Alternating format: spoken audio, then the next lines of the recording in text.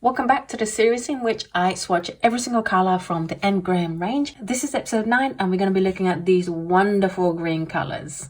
In this episode we have the Phthalocyanine Green, the Viridian, the Phthalocyanine Green Yellow Shade, the Cobalt Green and the Permanent Green Light. So let's start with the Phthalocyanine Green. This Phthalocyanine Green is the blue shade of the Phthalocyanine Green. Later we'll have the yellow shade of the Phthalocyanine. So obviously this is PG7, which is the Phthalocyanine Green blue shade. Again, as we've been saying with this series, Edinburgh Phthalos do have a texture in the mass stone. If that's something you're looking for, that's great. If not, that's going to be a little bit of a problem for you. In terms of gradation, you don't really get much control. the stages aren't even straight. So it's definitely going to be a wild one. Only use it if you are willing to let the paint do its thing and explore what that can bring for you rather than wanting fine control. Although I have to say, for phthalo color, which is prone to cauliflowering, this doesn't suffer from cauliflowering. There are textures, but they're not cauliflowering. So that's a good thing if you are not as confident in the water control. It is classified as transparent, and I would agree with that. Classified as staining, again, I would agree with that.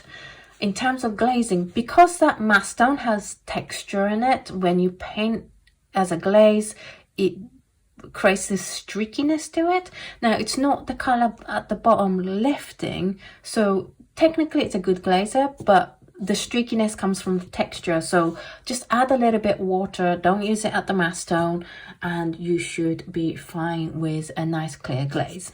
It is very high in tinting strengths and you get these intense colors. The cream rose is almost, not quite, but almost a complementary color. You get this really nice muted aubergine kind of color. I think a yellowy red would make it a perfect complementary color to neutralize the Phthalocyanine green though. And then you get this gorgeous turquoisey green color when you mix it with phthalo blue, because that's what phthalo turquoises are. It's a mixture of phthalo blue with Phthalocyanine green. Then we have Viridian, and it's PG18, which of course is the genuine Viridian. I can tell that this is a genuine Viridian immediately. It's a softer color, it's granulating, and Viridian colors, the genuine ones with PG18, can be really hard to re-wet. Like the Holbein one is quite hard to re-wet. However, because Edinburgh has that honey in, it's really easy to re-wet and you get nice rich colors. So if you like your Viridian but you don't want to struggle with re-wetting them, then I highly recommend Edinburgh's one. Of course, with Edinburgh, because of that honey content, if you live in a humid country or humid area, you are going to have a problem with the paint never setting. I live in a pretty dry environment and I keep my house pretty dry, so they will set, but they never set properly all the way through. It's not like Holbein will set all the way through because it has no honey, but Edinburgh, it's still tacky. So when it comes to choosing Edinburgh, you do need to pay more attention to what kind of environment you have.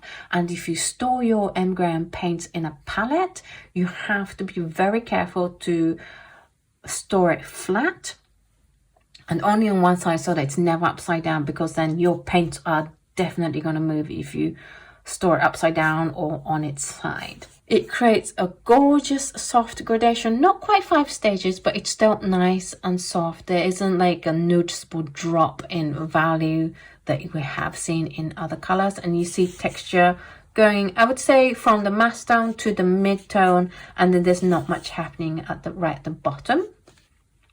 It is classified as transparent. I would say it's semi-transparent. There's tiny bit of deposits showing on the black line. It's classified as non-staining, and I would say it's somewhere between non-staining and semi-staining, depending on how you personally classify non-staining. There's definitely some pigments left over, but it's not much. In terms of glazing, it's not a good glazer in that the bottom layer lifts quite easily, and it's also granulating, so it blurs the boundaries of the two layers a lot.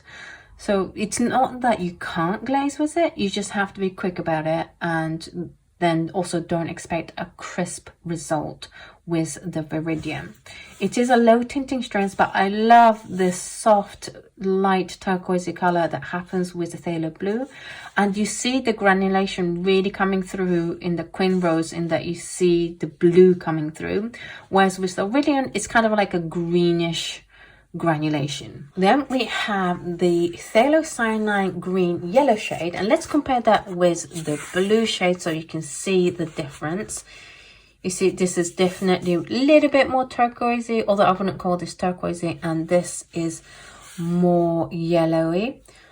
Also, there's a lot of texture happening even down to stage 2, whereas on the Phthalocyanine Green it's not as much texture, but there's a lot happening here. There's a whole lot of texture. If you're not used to this, and if you're not aware of this, and you buy a tube of Phthalocyanine Green, you're going to be like, what is happening? It's okay, it's supposed to be like this, it's just a different texture to what we're used to.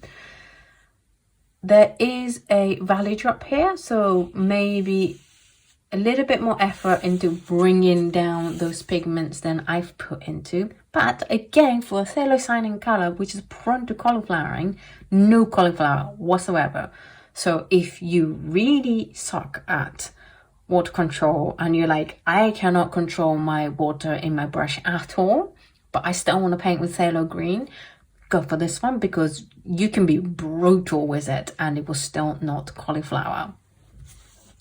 It is classified as transparent. I would agree with that. It is classified as staining, and I would agree with that. Now, because it's transparent and staining, there's not much lift happening on the edges, and that's good. It's also, you can see the bottom layer clearly, but it's that texture coming in again. You're not gonna get like a nice flat, even one, at least not in its mass tone. Add a bit more water to it.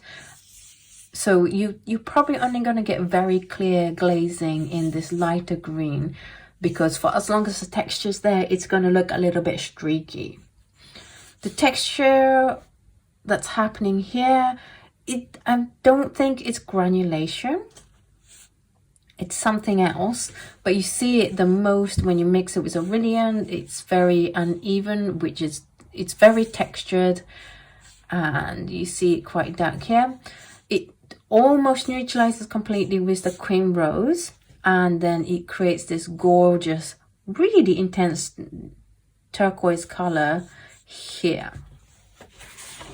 Then we have a Cobalt Green, which is a completely different kettle fish to what we've seen so far, in that it's a semi-transparent, quite, I always say chalky, and when I say that, I don't mean they put chalks in it or any additives in it.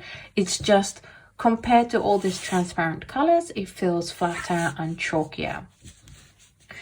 It has a lot of granulation all the way through, but you see it the most in the mid-tones and then this lighter tone. But you get textured but quite flat and chalky mass tone here as well. It does unusually suffer from a little bit of cauliflowering trouble, but as I keep saying, I use a lot of water in creating this gradation, way more than you would use in a normal painting. So as long as you are reasonable with your water control, you won't suffer from the cauliflowering problem. You may notice there are really dark ridges right where the stages meet though, so that's something that you need to look out for. Hopefully it won't happen on the paper of your choice or the water you're using, but I definitely found that to happen on this combination of paper and water. It is classified as semi-opaque. I would definitely say this is opaque and not semi-opaque. It's very opaque. It's classified as non-staining. I would say it's semi-staining, and it's really bad at glazing because it's really opaque. It lifts pretty easily. Don't glaze with this. I mean, you can. You just got to be quick about it. You see the green granulation really coming in with the Queen Rose, where the body of the color retains that redness, but then you get this green granulation happening. Not the prettiest, but I also would think that this is going to be quite useful for a niche group of people that are looking for this kind of look. So if you are one of those people, A, do let me know in the comments down below what you're going to use it for, and B, do try this combination. It is made with PG50, which of course is the Cobalt Titanate Green. And then finally for this video, we have the Permanent Green Light, which is a mixture of PG7 with PY151, which is Phthalocyanine Green Blue Shade with Benzimidazoline Yellow H4G. It is definitely going on to the yellow greens. In the next episode, we will see an even more yellowy green, but certainly compared to the first color we saw with the Phthalocyanine Green, this is definitely more yellow green. It again, because of the Phthalo and it being engram, has the texture, and it also has that light start of the stage and darker end of stage thing happening here again. So just be a little bit more careful in how you mix those stages. But thankfully, even though it's a Phthalo and a Benzimidazoline Yellow, it's not huge on cauliflowering. So go for it if you have been struggling with water control. It's classified as semi-opaque, and for once I go the other way and say this is more semi-transparent than semi-opaque. There is some deposits, but not a huge amount. Classified as staining, and I would agree with that. There is a tiny bit of lift down here, but I didn't see a lift up here. So I would say it's like 50% good in glazing. But again, this texture gets in your way to see the bottom layer clearly. So if you want to see a clear bottom layer, then I would definitely water it down a bit so that it's more of an even texture on your top glaze. In terms of color mixes, you get a brown by mixing with Queen Rose, and you get nice greens by mixing with either a yellow or a blue. This month's Patreon exclusive dot card is a companion card to this series, and it covers the reds and violets. It has 8 reds, pinks and violets that I think are the best from M. Graham. If you'd like to receive this, all you have to do is head on over to patreon.com/Oto Kano, as you see down here. Sign up to the appropriate tiers, and I will be posting these to you very soon. So that's it for this episode. What did you think of this colors? Which one was your favorite? Do let me know in the comments down below. Also, do let me know what you think, your feelings and thoughts on M. Graham colors having a lot of textures on the Quins and the Phthalos and Azos that we don't expect the textures. Are you enjoying them, or are you freaking out that they have them? Do let me know. For me, I love the Viridian. I always have a soft spot for a brand that will bring out a genuine Viridian and not a PG7. It's a lovely soft color. It creates lovely soft palettes, but a lot of granulation, so that is really nice. I'm a big fan of the Viridian. In the next episode, we are going to be looking at the yellow greens and the more muted greens, and I get very excited about those kind of greens, so do look forward to that. In the meantime, please subscribe, hit the like button, share this video. It really helps to grow this channel, and I really appreciate all your support in doing so. So thank you so much.